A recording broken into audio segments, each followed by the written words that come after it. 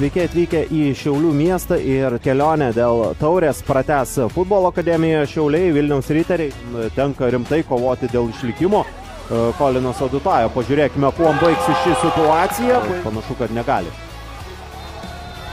Pražanga ir geltona kortelė. Simonas Paulius, kuri dabar organizuoja ataką kairiajame krašte. Deividas Šešplaukis jau baudos aikštelėje, puikiai žaidžia prieš Lukičius. Slapto Lukičius. Eligijus Jankauskas štai tai pergudrauja savo vyresnį varžovo ir dar ir greičiu yra sunkiai pralenkiamas Eligijus. Baravyko šiek tiek į priekį buvo jau pasileidęs Baravykas ir čia pelnytina, bet ten gynyba šiek tiek šlubavo. Gražiai žaidžia Romanovskis, Micevičius Kuklui ir Mantas Kuklys. Teko matyti, Domantas Šimkus bene pirmasis gal net ir pasirodė čia stadione. Kolinas Adutajo štai taip.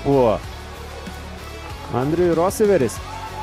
Kartvelas pasirodys aikštėje. Čia tiesa dabar Šiaulių ataka. Eligijus Jankauskas smūgis ir 63 minutė Eligijus veda į priekį Šiaulius.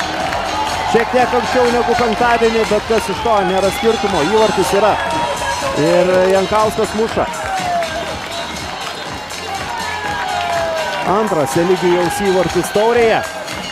Bet kol kas pats svarbiausia. O dabar stebime įvykius. Čia jau persikolusius ir į baudos aikštelę. Soleras, jo smūgis.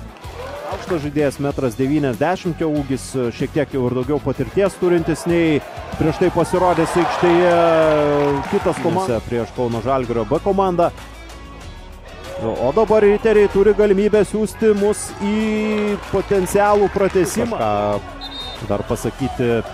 O čia Metų Silva gauna ir raudoną kortelę. Štai taip.